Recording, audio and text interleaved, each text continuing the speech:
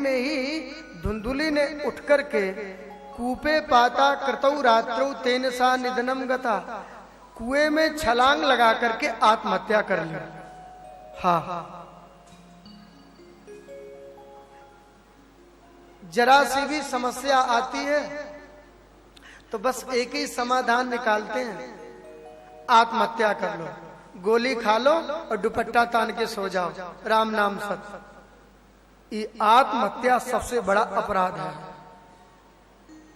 आत्महत्या करने वाला उसे स्वयं जवाब देना पड़ता है और उसे भूत प्रेतादि योनि प्राप्त होती है जो आत्महत्या करता है।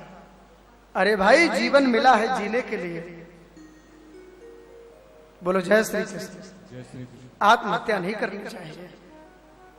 धुंधुली ने ज्ञान तो था नहीं, सत्संग कभी किया नहीं, तो बस थोड़ा सा दुख आया कि बस एक ही समाधान की आत्महत्या कर। इधर घर में अकेला धुंधकारी है, माताजी मर गई। अब धुंधकारी का अकेले मन ही नहीं लगता है। अकेले रहना कोई सरल थोड़ी है। हाँ, मैंने कल कहा था ना, जिसने एकांत में रह लिया समझ लो उसने भगवत प्राप्ति कर ली। हाँ, जिसका चित्त एकांत में नहीं लगता है और उसका जिसका चित्त उधेड़पुन करता रहता है, निश्चित अंत काल में उसकी दुर्गति होती है। इसलिए हम निराधार निरपेक्ष जीवन को प्राप्त पहले करना चाहिए हमें। हम बिना आधार के हम रह सकें, बिना मनोरंजन के रहना सीखें। ये मनोरंजन वाला रास्ता नहीं, मनोभंजन वाला, जिसमें मन का भंजन हो। ये कथा जो है ये मन का भंजन करती है और मन रूपी मारीच को रोकती है। आज धुंधली ने आत्महत्या कर ली। धुंधकारी का मन नहीं लग रहा था, इसने बाजार से जाकर के 5 गड़िकाओं को, बाजार की स्त्रियों को रख लिया। हाँ, ये बाजार वाली 5 स्त्री आ गई। अब वो कहती है बहुत सारा धन लेकर के आओ। अब बहुत सारा धन कहां से मिलेगा? चोरी करनी पड़ेगी। ध्यान देना, जीवन में एक है जरूरत और एक है जरूरतें। ध्यान देना, जरूरत एक संत को भी है, लेकिन जरूरतें यही वासनाओं का जीवन है। जरूरतें अनेक, 1 करोड़ आ जाए, 50 करोड़ आ जाए, 50 अरब आ जाए, कहीं विश्राम नहीं, चलते जाओ। जरूरत ये जीवन है, जरूरतें ये विषयी जीवन है। चित्त हमारा जरूरतें में ना फंसे। जरूरत तो ईमानदारी की बात है। बोलो जय श्री कृष्ण। आज वही धुंधकारी से कहा बहुत सारा धन लाओ, तो धुंधकारी की 5 पत्नियां हैं। और ध्यान देना, ये जीवात्मा ही धुंधकारी है। हम सब लोगों की 5 पत्नियां हैं। हाँ, सबके पास 5-5 है, एक नहीं। बोलो जय श्री कृष्ण। ये 5 कौन है? बोले 5 ही स्त्रियां हैं ना, शब्द, स्पर्श, रूप, रस और गंध, ये 5 है। आज धुंधकारी ने जाकर के राजा के महल में चोरी की। आप विचार करो, जन्म लिया तब से सुनना प्रारंभ किया, क्या व्यर्थ सुनने की आदत छूट गई? नहीं। कान कहते हैं कोई गाना सुना जाए, हाँ, कोई विषयी संगीत। ध्यान देना, साधक को कभी भी विषयी संगीत नहीं सुनना चाहिए। हाँ, बोलो जय श्री कृष्ण। जैसा गाओगे वैसा ही मन बनेगा। हाँ, कई माताएं बहुत अच्छी होती हैं, रसोई बनाती हैं और फिल्मी गाना गाती हैं। हाँ, और स्वामी जी को भोजन परोसती हैं, लो खा लो। अब खाते ही हृदय में होली जलती है। बोलो जय श्री कृष्ण। जैसा खाओगे अन्न वैसा बनेगा मन। आपके घर का रसोई बनाने वाला कैसा है हो, यदि वो रसोई बनाते समय विषयों का चिंतन करता है तो खाने वाले का मन बिगड़ेगा। ध्यान देना, गाड़ी बिगड़ जाएगी, बाजार में सुधर जाएगी, वस्त्र फट जाएंगे, दुकान पर मिल जाएंगे बाजार में, लेकिन बिगड़ा हुआ मन ये बाजार में नहीं सुधरता है। इसके लिए कौन मकैनी आएगा, हथौड़ा मार के ठीक करेगा। हाँ, ये बिगड़ा हुआ मन हमारे लिए बहुत हानिकारक होता है। ये मन बिगड़ना नहीं चाहिए।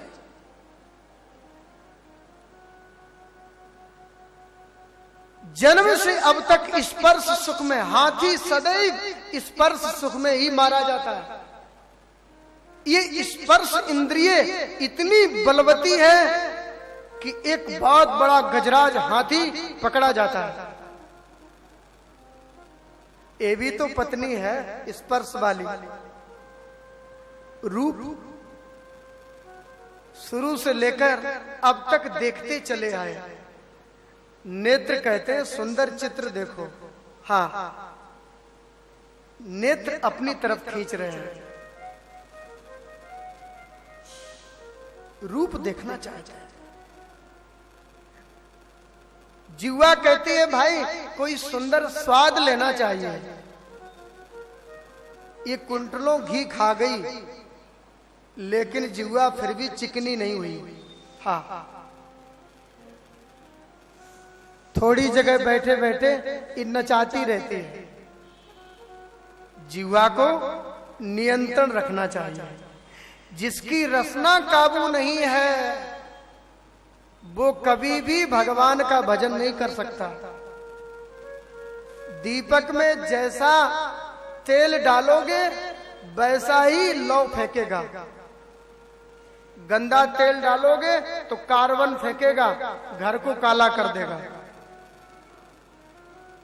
ये भोजन भी औषधि है। ये नहीं जो आया सो डाल लिया, ऐसा विवेक पूर्वक, संयम पूर्वक।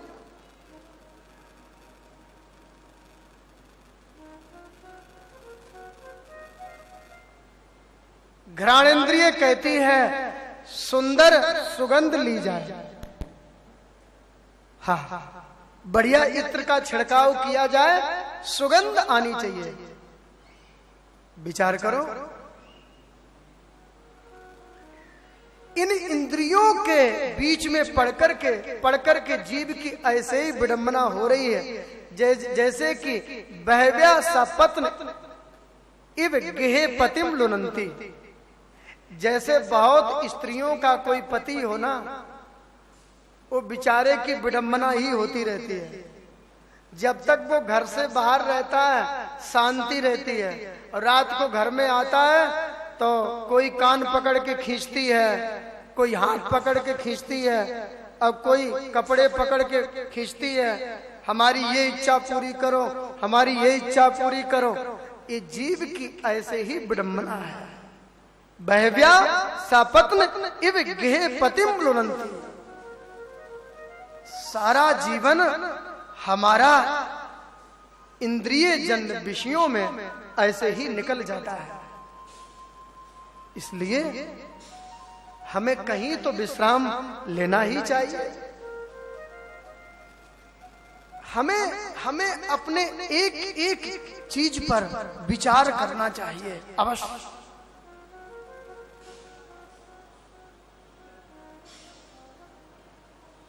राजमहल की चोरी की, धुंधकारी राजमहल की चोरी करके आया, रात्रि में सो रहा था। इन पांचों गणिकाओं ने कानाफूसी की आपस में, अरे बहन देख ये राजमहल की चोरी है और राजमहल की चोरी के अपराध में ये निश्चित पकड़ा जाएगा और पकड़ा जाएगा इसकी पिटाई होगी और जब पिटाई होगी तो ये नाम मेरा जरूर कबूलेगा। मैं तो लाता हूं, ला करके इनको सौंपता हूं। और तुम्हें मालूम है चोरी का माल जो रखता है वो चोरों का सरदार कहलाता है। ये माल का माल जाएगा और जिंदगी भर जेल की हवा खानी पड़ेगी। क्या करें? बोले ये अभी सो रहा है और मार करके इसको ठिकाने लगाओ और धन लेकर के हम अपन भी चल पड़े। फिर क्या था, सोए हुए धुंधकारी के गले में रस्सी का फिंदा लगाया। ये इंद्रियां हमें गले में फिंदा मार कर लगा करके ही मारती हैं, ध्यान देना। हाँ, ये गला दबा लेती हैं ऐसे करके, सांस नहीं लेने देती हैं। रस्सी को खींचना प्रारंभ किया, धुंधकारी हल्ला करता, लेकिन ये मरता नहीं है। विचार करो, अब एक दौड़ के गई, ये ऐसे नहीं मरेगा बहन, दौड़ के गई और चूल्हे से आग के अंगारे लेकर के आई और आग के अंगारे लाकर के धुंधकारी के मुख में डाल दिए। तब तंगार समूह से तन मुखे ही विचित छिपू अग्नि ज्वालाति दुखे ने व्याकुलो निधिनम गता। धुंधकारी के मुख में आग डाल दी।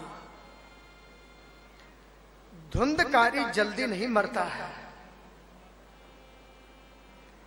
यदि सूखी रोटी में बाल फंस जाए, कितनी भी निकालने की चेष्टा करो, क्या निकलेगी? बाल निकलता नहीं है। रोटी को ही फेंकना पड़ता है क्योंकि सूखी है। और मक्खन में कहीं बाल पड़ जाए तो निकालने में तकलीफ होगी? नहीं, बिल्कुल ठीक से निकल जाएगा।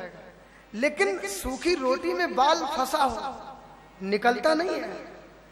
ऐसे ही जिसके चित्त में अनेक वासनाएं में जिसका चित्त फंसा है, अंत काल में उसका शरीर जल्दी नहीं छूटता है। महाराज क्या करें, ये बाबा है ना, 6 महीने हो गए खटिया पकड़े हुए, इनका शरीर नहीं छूटता है। सेवा करते बहुत दिन हो गए, ये मरते ही नहीं है। क्यों? क्योंकि दादाजी का जो ये चित्त है ना, ये महल के खंबे में अटका हुआ है। हाँ, महल का खंबा है, बहुत लागत लगाई है, इटालियन पत्थर लगाया है, हमारे बाद में बेटा कहीं बर्बाद ना कर दे। हाँ, आगे संपत्ति इतनी की इतनी ना रह जाए। मैंने तो इसको बेटे को बताया है, बेटा तेरे पड़ोसी ने मेरे को जीवन भर बहुत परेशान किया और नाली का दरवाजा इधर नहीं मेरी तरफ ही रखा। मैं तो मर के जा रहा हूं, लेकिन तू इसे ठिकाने लगा देना। बोलो जय श्री कृष्ण। हाँ, जिसके चित्त में अनेक वासनाएं हैं वो शरीर जल्दी नहीं छूटता है। ये इंद्रियां ऐसी ही तो है। धुंधकारी जल्दी नहीं मरता है। कालांतर में धुंधकारी को मार करके और वहीं आंगन में गड्ढा खोद करके और उन 5 गणिकाओं ने गाड़ दिया और धन लेकर के वो चली गई। ऐसे ही हमारी ये गणिकाएं इंद्रियां हैं, हमें लूट लेती हैं। जिसके लिए मानव जन्म मिला था वो उद्देश्य पूरा नहीं हो पाता है। ऐसा ही 84 लाख योनियों में ये जीव भटकता रहता है। ऋषियों, वही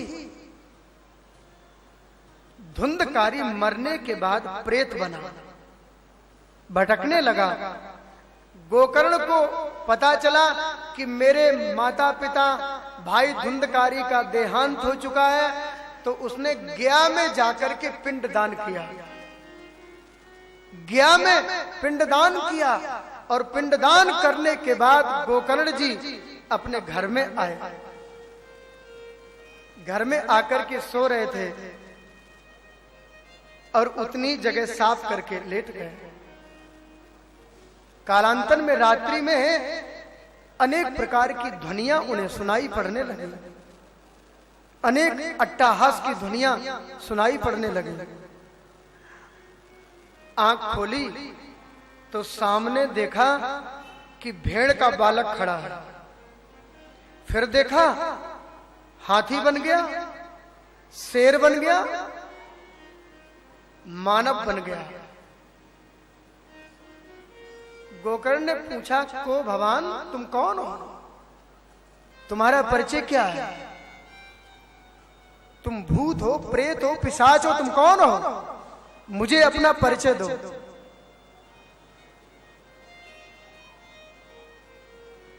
बोलने में असमर्थ देख करके प्रेत बोल नहीं सकता और एक जगह पर रुक भी नहीं सकता। वायु उसे उड़ा करके ले जाती है। तुम कौन हो? बोल नहीं पाता है, संज्ञा मात्रम चकारा, केवल इशारे करता है। बोलने में असमर्थ देख करके गोकर्ण जी ने गायत्री मंत्र पढ़ करके जल के छींटे लगाए तो वो मंद स्वर में बोला, अरे भैया मुझे नहीं जानते हो? बोले मैं वही तो पूछ रहा हूं, तुम कौन हो? धुंधकारी कहता है, अहम भ्राता तदीयोस्मि धुंधकारी नामता स्वकीय नैव दोषेण ब्रह्मणत्वम नासितम। भैया मैं आपका भाई धुंधकारी हूं, प्रेत योनि में पड़ा विषम यातनाएं मैं भोग रहा हूं और इस योनि में मैं जल भी नहीं पी सकता। भैया कोई उपाय करो जिससे मेरी मुक्ति हो। गोकर्ण कहते हैं, तुमने प्रेत योनि कैसे प्राप्त कर ली? धुंधकारी कहता है, स्वकीय नैव दोषेण, इसका कारण कोई दूसरा नहीं है। मैं अपने दुख का कारण मैं स्वयं हूं। क्यों? बोले मैंने स्वकीय नैव दोषेण, मैंने इतने कुकर्म किए, इतना पापाचार, भ्रष्टाचार, दुराचार, इतने पाप किए कि उस पाप के वशीभूत होकर के मैंने प्रेत योनि आज प्राप्त कर ली। जिन माता पिता की लोग सेवा करते हैं, मैंने वही मैं माता पिता के मृत्यु का कारण बना, अपनी मां को बड़ा दंड दिया। मेरे जैसा पापी कौन होगा? मैंने स्वयं अपने पापों के कारण प्रेत योनि प्राप्त कर ली है। गोकर्ण कहते हैं, भैया धुंधकारी, जब मुझे पता चला मेरे माता पिता भाई का देहांत हो चुका है तो मैंने गया में जाकर के पिंडदान किया, तब भी तेरी मुक्ति नहीं हुई। धुंधकारी कहता है, गया में पिंडदान करने से 2 नंबर के पापियों की मुक्ति होती होगी। मैं तो फर्स्ट नंबर का पापी हूं, 1 नंबर का, और 1 नंबर के पापी की मुक्ति गया में नहीं होती है, 2 नंबर वालों की होती है। बोलो जय श्री कृष्ण। हाँ, 1 नंबर के पापी कौन? बोले 1 नंबर का पापी वो है जो माता पिता को रुलाता है। सामर्थ्यवान होकर के भी जो समाज की सेवा नहीं करता है, राष्ट्र की सेवा नहीं करता है, वो एक नंबर का पापी है। बोलो जय श्री कृष्ण। सामर्थ्यवान होने के बाद जिसके हाथ सेवा नहीं करते, ठीक है भैया, तुम इस समय तो मेरे पास से चले जाओ और मैं तुम्हारे मुक्ति का कोई उपाय जरूर खोजूंगा। फिर क्या था, धुंधकारी चला गया। गोकर्ण जी संतों के, ऋषियों के आश्रम में गए और उन्होंने जिज्ञासा की। ब्राह्मणों ने कहा, गोकर्ण तुम भगवान सूर्य की आराधना करो, भगवान सूर्य की उपासना। ध्यान देना, जो भगवान सूर्य की उपासना करता है वो कभी भी निस्तेज नहीं रह सकता, वो कभी अज्ञानी नहीं रह सकता, वो कभी निर्धन नहीं रह सकता।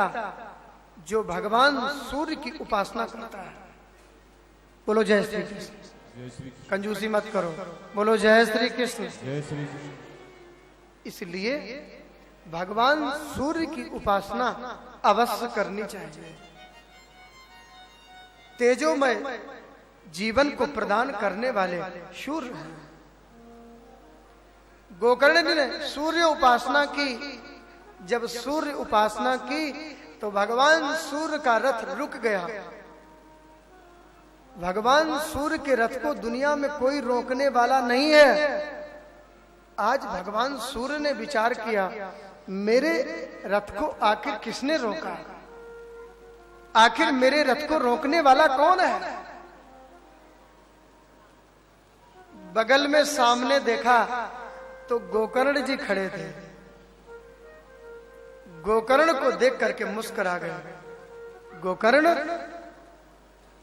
तुम्हारे जैसा ज्ञानी भक्त ही मेरे रथ को रोक सकता है। किम प्रयोजनम, मेरे रथ को रोकने का प्रयोजन क्या, आखिर तुम बताओगे। गोकर्ण ने कहा, हे भुवन भास्कर, आप सारी पृथ्वी का अंधकार मिटाने वाले हो, आप मेरे हृदय का अंधकार भी मिटाओ। गोकर्ण, मुझे बताओ, हे भुवन भास्कर, मेरे भाई ने मरने के बाद अपने कुकर्मों के कारण प्रेत योनि प्राप्त कर ली है, क्या उसके मुक्ति का कोई उपाय है, और यदि है तो क्या। भगवान सूर्य ने कहा, गोकर्ण, तुम्हारे जैसा साधक के पूछने के बाद निश्चित रूप से समाधान है। हे प्रभु, ऐसा कौन सा समाधान। भगवान सूर्य कहते हैं, गोकर्ण, श्रीमद् भागवतान मुक्ति सप्ताहम वाचनम, तुम श्रीमद् भागवत सप्ताही ज्ञान यज्ञ करो और धुंधकारी के निमित्त भागवत ज्ञान यज्ञ रखो। निश्चित रूप से प्रेत योनि में पड़ा हुआ तुम्हारा भाई धुंधकारी मुक्ति का अधिकारी हो जाएगा। इतना कहकर के सूर्य भगवान ने गोकर्ण को आश्वासन दिया।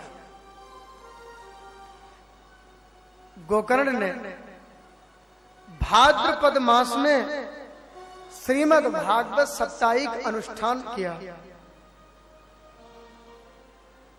7 गांठ वाला बांस रख दिया, धुंधकारी का आवाहन किया, बोले तू बैठ नहीं सकता है, बांस की गांठ में बैठ जा। कथा प्रारंभ हुई। ये कथा क्यों, ये कथा इसलिए है कि जीवन की व्यथा को मिटाने वाली है। जब धुंधकारी की व्यथा मिट सकती है तो क्या हमारी व्यथा नहीं मिटेगी? हमारे जीवन के दो पहलू हैं, एक कथा और दूसरी व्यथा। यदि जीवन में कोई व्यथा है वो भगवान की कथा से मिटेगी। हाँ, दूसरा कोई समाधान नहीं। ऋषियों, वही आज समाधान हुआ और धुंधकारी से कहा, गोकर्ण सुनो, जब तुम्हारी मुक्ति हो जाए तो मुझे दर्शन अवश्य देना। एवं सप्त दिनश्चैवा सप्त ग्रंथि विभेदनम, 7 दिन पूरे हुए और प्रत्येक दिन कथा विश्राम पर बांस की गांठ फट जाती है। हाँ, एक दिन की कथा विश्राम हुई कि बांस की एक गांठ फट गई। हाँ, लेकिन हम लोग तो शब्दों में चिपक जाते हैं, इसका अर्थ नहीं समझते। आखिर ये सप्त ग्रंथि क्या है, ये बांस क्या है, धुंधकारी क्या है, ये प्रेत क्या है, ये समझना पड़ेगा।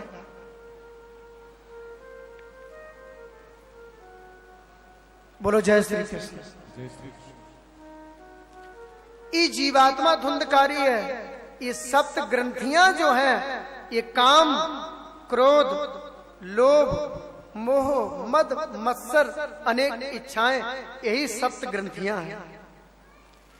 ये कथा के द्वारा ही एक एक ग्रंथि खुलती है, वास्तविकता का इसे बोध होता है। बोलो जय श्री कृष्ण। जय श्री कृष्ण। हमारे शरीर में भी 7 ग्रंथियां, हाँ, अंदर चित्त में भी सप्त ग्रंथियां।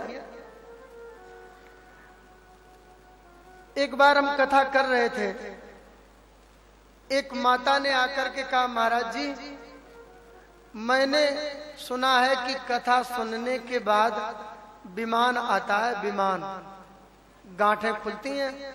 मैंने कहा कैसे? बोले धुंधकारी के लिए विमान आया था तो हमने 50 कथाएं सुनी हैं और उपवास करके सुनी है और जमीन में सो करके हमने कथाएं सुनी, लेकिन मेरे लिए आज दिन तक विमान नहीं आया। मैंने कहा देखो माता जी, कथा के बाद विमान जरूर आता है, और यदि विमान नहीं आया तो क्या मैंने कथा नहीं सुनी? मैंने कहा मैं ये तो नहीं कहूंगा कि आपने कथा नहीं सुनी, लेकिन ये अच्छी तरीके से जानता हूं कथा के बाद में विमान जरूर आता है। हाँ, विमान जरूर आता है। आज विमान नहीं आता है, क्यों? बोलो जय श्री कृष्ण। और देखो विमान नहीं आता है, ये भी भगवान की कृपा है। हाँ, खुशी मनाओ, विमान नहीं आता है। और यदि विमान आने लग जाए तो जो कथाओं में आजकल भीड़ होती है ना, तो भीड़ होनी बंद हो जाए। हाँ, आप घर से चले और आप घर से चले 2:30 बजे चले, 3 बजे से कथा प्रारंभ होने वाली थी और आप चले चलो आज कथा सुने। यदि आपको पता चल जाए कथा के बाद विमान आता है और वो पकड़ करके ले जाता है, तो बताओ आप कथा सुनने आओगे? हाँ, कोई कथा सुनने नहीं आएगा। आपको पता है ना, अभी राजी खुशी से जा रहे हैं और ठीक ठाक फिर घर में आकर के आ जाएंगे।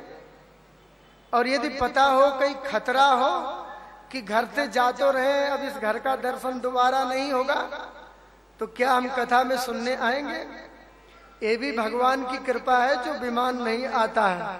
हाँ, और कहीं विमान आ जाए और जबरदस्ती पकड़ के ले जाए, अरे चलो चलो चलो, अरे नहीं मैं नहीं जाऊंगा, मुझे तो अभी बेटे की शादी करनी है, अरे तुमने कथा सुनी तो चलना ही पड़ेगा, तो जबरदस्ती विमान पकड़ के ले जाए तो कोई भी कथा सुनने न आए।